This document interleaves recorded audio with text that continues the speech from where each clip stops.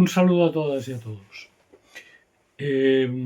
Seguramente hablar hoy de la corrupción por cuestiones que están pasando y por lo que afecta a Zapatero, pues es necesario. Porque también es necesario enmarcar o tratar de enmarcar en cómo se produce todo este fenómeno. No sirve de excusa decir que hay muchísimos países del mundo corruptos, la mayoría con corrupción. No sirve de excusa decir que para que haya corruptos tiene que haber corruptores y que los grandes corruptores son normalmente empresas, empresarios, grandes empresas o narcotraficantes, multinacionales. Hay algunas que se distinguen, pues las de las farmacéuticas, las de armas, pero todas. Las inmobiliarias, en fin, todas se mueven en ese mundo. ¿Por qué? Porque el capitalismo es y lleva en sí el germen de la corrupción. El capitalismo, para perpetuarse, necesita la guerra y para hacer negocio necesita la corrupción. Y más en este mundo que hay tan complicado y con tantos intereses cruzados y entrecruzados, con un capitalismo en crisis que está compitiendo entre sí, no solo frente a las potencias emergentes, el sur global, etc. Por cierto, hablamos de potencias emergentes, potencias que de emergentes no tienen nada. Bueno, pues vamos allá. Antes te invito a suscribirte, si no lo estás, a mi canal de YouTube. También cuelgo estos vídeos en TikTok. Y la verdad es que el vídeo anterior que he grabado sobre la crisis capitalista que viene es un vídeo que yo considero muy importante y no iba a colgar este vídeo tan rápido porque creo que el vídeo anterior es muy interesante y os aconsejo que si no lo habéis visto vayáis al vídeo anterior porque ahí justifico y anuncio la gran crisis capitalista que se nos viene encima seguramente. No tengo la bola de cristal, señalo autores de referencia, economistas muy prestigiosos que están advirtiendo del tema y el por qué se da el tema. Bien, en el caso del Reino de España, la corrupción pues viene de siglos atrás. La dinastía borbónica ha sido una dinastía corrupta bueno, no nos remitamos a los anteriores, pero el siglo XIX, sobre todo de Fernando VII en adelante, es un siglo de corrupción a todos los niveles, caciquismo, controles caciquiles. Surge un movimiento, y hay un momento en España, que es precisamente con la República Española, en que no se puede hablar de escándalos de corrupción. Algo habría, ¿no? Pero no se puede hablar de escándalos de corrupción. Se puede hablar de fallos, de errores, de que si las cosas se pudieran haber hecho mejor o peor, pero el caso es que la República Española es, precisamente por eso, y precisamente porque pone un cierto freno a las apetencias de las oligarquías, de los oligarcas y tradicionales y ultrarreaccionarios que dominaban España, y trata de modernizar, de limpiar y de llevar la cultura al pueblo, pues sufre un golpe de Estado, y tras el golpe de Estado y la derrota republicana viene el franquismo. Tenemos que hablar algún día de la República Española y daros también algunas pinceladas sobre personajes tremendamente heroicos, más o menos conocidos, pero que podían significar y ser un referente para todas nosotras y nosotros, porque es una etapa muy interesante. Bueno, en el franquismo la corrupción que hubo, y hubo corrupción, tuvo una versión, digamos, especial. Me explico. Franco no pagaba bien. Los militares con Franco no recibían grandes sueldos, la Guardia Civil estaba bastante mal pagada, los funcionarios públicos vivían muy apretados, pero permitía daba, se dedicaba a repartir estancos, administraciones de lotería, que eran un chollo en la época, de todo, licencias para importar gasolina, licencias para importar camiones. Hubieron cosas tremendas. Posibilitaba que, por ejemplo, los concesionarios de la SEAT estuvieran en manos de tenientes coroneles o coroneles del ejército. Permitía que los mandos de la Guardia Civil pues chapucearan con todo y luego además se amasaron grandísimas fortunas en lo que se llamó la Fiscalía de Tasas, porque hasta el año 52 hubieron cartillas de racionamiento y ahí los falangistas hicieron grandísimas fortunas, el Servicio Nacional del Trigo, en fin, ahí hubieron la CAMSA, etcétera, etcétera, ahí hubo toda una pátina de corrupción y Juan Carlos, el rey que Franco impone, se cría en ese ambiente.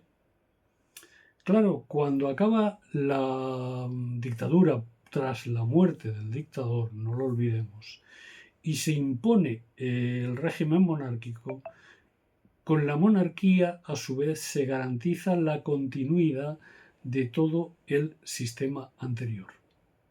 Es decir, no hay ninguna depuración en la policía, Francia, Alemania, Italia, etcétera, las hubo muy grandes. No hay ninguna, digamos, los los mismos jueces que habían estado persiguiendo y condenando a demócratas, a sindicalistas, a trabajadores, a gente del campo, esos mismos jueces pasan a ser los jueces de la democracia, es decir, los jueces franquistas pasan a ser jueces demócratas. Claro, estas cosas. Entonces, vivimos y hemos seguido viviendo y seguimos viviendo en gran parte de un franquismo sociológico y político. Al no haber habido ruptura, no se rompe con la dictadura, sino que la dictadura se transforma, no desaparece, sino que se transforma y se acomoda con el objetivo de entrar en la Unión Europea y en la OTAN. Los americanos, los alemanes, los franceses y tal intervienen para que no haya una ruptura y por lo tanto lo que hay es una continuidad. Y en esa continuidad está el germen de todo el sistema corrupto y la corrupción. Porque en lo que son los partidos y las instituciones del sistema, todo el mundo tiene sus muertos en el armario, sus mochilas, y todo el mundo se ha financiado y ha tirado para adelante a base de la corrupción. Por ejemplo, vamos a poner ya casos actuales. Sabéis que estamos viviendo un momento de grandes privatizaciones. Todas estas privatizaciones que han habido y que hay, todas tienen sus componendas, todas tienen su negocio, todas tienen. Estamos acostumbrados a decir, este ha privatizado o está privatizando para apoyar a sus amigos, que si, bueno, pues sale por ahí a veces, que si Quirón, que si Fomento, que si. Todas estas empresas llevan años corrompiendo y siendo corruptoras y siendo corruptas, por tanto, y nadie les mete mano. De vez en cuando pillan algunos políticos, pues como han pillado Montoro, como pillaron todo el sistema de la Gürtel, como han pillado también pues lo de Koldo y Ábalos, en su momento el caso Juan Guerra, ya hace muchos años, pero ahora Koldo y Ábalos, y ahora las acusaciones que se vierten contra Zapatero, al que se la tienen jurada, dicho sea de paso, desde hace tiempo. Bien, pues todo esto forma parte de un engranaje corrupto, empezando por la jefatura del Estado, por la monarquía y acabando, por desgracia, en más de un ayuntamiento. El gran foco de la corrupción ha estado en las privatizaciones, insisto, privatizaciones de servicios municipales, privatizaciones de servicios autonómicos, El gran negocio. Ahí en las autonomías nadie ha metido mano ni está metiendo mano. Es más, cuando se ha intentado meter mano, por ejemplo en Andalucía, con algunos temas de los contratos sanitarios y tal, ahí ha estado la judicatura para echar una mano. Pues claro, también tenemos que hablar de la judicatura. Yo como socialista marxista y que cree en la lucha de clases, creo que en el Estado liberal, que es muy corrupto en general, en el Estado liberal la justicia es una justicia de clase. Es decir, es una justicia de parte. ¿De parte de quién? De la burguesía y de sus intereses. Y luego ya puedan haber peleas entre la burguesía o entre diversas facciones de la burguesía y jueces que tiren de acá para allá. Pero lo que sí está claro es que la justicia franquista pasa a ser justicia democrática, que los jueces controlan las oposiciones a judicatura y que la judicatura hasta ahora ha sido un coto cerrado para, sobre todo, personas de clases cuanto menos pudientes, clases medias altas, porque claro, nadie puede mantener a su hijo toda la carrera, ningún trabajador que estudie toda la carrera universitaria y luego estar manteniéndole 5, 6, 7 años más a ver si llega juez o a jueza. Eso es así. Y por lo tanto, hay una justicia de clase que además viene reforzada por el pasado franquista del total de la judicatura española, porque todos los jueces españoles estuvieron comprometidos con el franquismo y esos jueces franquistas son los que hicieron las oposiciones de los primeros jueces en democracia y todavía siguieron durante bastantes años siendo ellos los jueces. Ahora ya no. No creo que quede ninguno de aquella etapa. Pero sí quedan hijos de ellos, sobrinos de ellos, nietos de ellos. Eso es así. Y claro, me va a decir alguien, ¿es que todos son? No, no, seguro que hay jueces y fiscales progresistas, seguro. Pero no es la mayoría, ¿no? Eso creo que está claro. Por lo tanto, ahí hay una desconfianza. Pero es que en muchas ocasiones, cuando se han denunciado casos de corrupción, pues según quien los haya denunciado, pues han tenido un resultado o han tenido otro. Y eso se puede comprobar y se puede hacer una estadística. Por tanto, lo que digo siempre, y ahora hay que proponer soluciones. ¿Qué hay que hacer para acabar con la corrupción? Muy simple. Hay que hacer un proceso constituyente.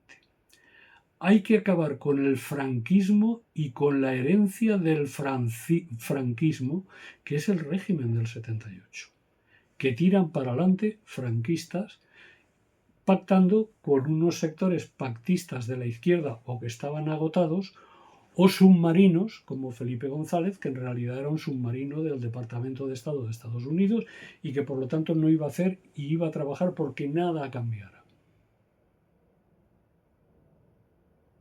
Y bueno, algún día tendremos que ver, pues, Felipe, Aznar, a ver qué ha pasado, qué han hecho, que son hermanitas de la caridad, son, en fin, todas estas cosas hemos de verlas. Hay que hacer un proceso constituyente y hay que ir a la República. La monarquía, el régimen del 78, posibilita la corrupción, es incapaz de combatirla. Por su propia forma de entender la política, por la propia estructura democrática en la que para hacer campañas electorales hacen falta muchos millones y tener mucho dinero. Es verdad que a veces te puedes escapar y sobre todo en elecciones municipales, incluso en alguna autonómica, pues a lo mejor puede escaparse gente que no está implicada. Pero hacer un proceso constituyente es imprescindible. Y es imprescindible recuperar nuestra propia soberanía. Porque mucho ojo, la Unión Europea también es un foco de corrupción. La Unión Europea está dirigida por una corrupta que se llama Ursula von der Leyen, que está implicada tanto en negocios turbios con farmacéuticas como en cuestiones de tráfico de armas. Y no pasa nada. Y nadie dice nada. En la Unión Europea, para conseguir determinados fondos, para conseguir que determinados programas, hay que ir a Bruselas. A mí hace años ya que estuvimos tratando de traer unos fondos FEDER a la provincia de Granada, alguien me dijo, bueno, ahí la gestión además hay que, en fin, hay que poner un presupuesto de marisco para invitar a ciertos funcionarios. Nos negamos al presupuesto de marisco y por supuesto no nos dieron, nos lo dieron después, lo conseguimos después de mucho trabajarlo y tal, pero no gracias a los mariscos. Ahora de principio, como no hubieron mariscos, pues no hubo fondo. Bien, pues os tengo que decir que la Unión Europea es un foco de corrupción también. Y que los partidos institucionales, pues son partidos en su inmensa mayoría, todos, su inmensa mayoría, vamos a ser buenos, corruptos. ¿Es que el PP no es un partido corrupto? ¿Es que en el PSOE no cada poco les salta algo, estalla algo? Claro, la derecha admite la corrupción. No tiene ningún problema con la corrupción. La izquierda sí. Y es lógico. Pues si tú dices que quieres transformar, que quieres cambiar, que representas a los más débiles, pero luego, claro, ¿qué problemas tiene ahora el PSOE, por ejemplo, y todos los partidos que están en la órbita del PSOE? Que se han quedado inermes porque los escándalos del PSOE al final nos perjudican a toda la izquierda, a toda, también a mí. Pues inermes ante la extrema derecha y la derecha, corruptas ambas, vendepatrias ambas, vendidas a los americanos, vendidas al sionismo, vendidas a intereses de multinacionales, pero se ha quedado en paños menores, se ha quedado en calzones, porque no está resolviendo los problemas que tiene la gente. No está resolviendo los problemas de la vivienda, no está resolviendo los problemas de los abusos empresariales, porque se pueden dictar leyes, pero si luego no se siguen, no sirven para nada, son papel mojado, y en las empresas los empresarios hacen lo que les da la gana, y los sindicatos tampoco hacen nada por resolverlo. Sí son muy activos en el sector público, pero son muy miedosos en los sectores privados, y la sensación que tiene la clase trabajadora es que está abandonada, que nadie le resuelve nada y encima roban. Entonces la impronta que hay es, pues como todos roban, voy a tirar al que hay y voy a votar al otro. Voy a votar a Vox, voy a votar al PP, cuando es más de lo mismo, no, peor. Incluso peor. Entonces, claro, proceso constituyente. Esa es una solución. Pero entonces, ¿qué hay que hacer? Pues lo que tenemos que hacer es organizarnos. Lo que tenemos que hacer es dotarnos de nuestra fuerza del trabajo, que luche por la soberanía de España y por lo tanto luche contra la corrupción de la Unión Europea, yéndose, luche contra la corrupción de las privatizaciones, exigiendo el retorno a manos públicas de todo lo privatizado, y que defienda un poderoso sector público. Por lo tanto, para irse de la Unión Europea y para hacer un proceso constituyente apoyando la solución republicana, pues hay que apoyar o hay que organizarse en quien tales cosas diga y proponga. Y esta es la solución, porque si no nos mojamos, no hay ninguna. Si no nos organizamos, no hay solución. Por ejemplo, la huelga de los maestros, tan importantísima, tan clara, tan dura, es un ejemplo. Lo que está haciendo el pueblo boliviano, echándose todos a la calle para tirar a un presidente neoliberal y corrupto, es otro ejemplo de lo que hay que hacer. Por lo tanto, vamos a seguir dándole vueltas. Muchas gracias.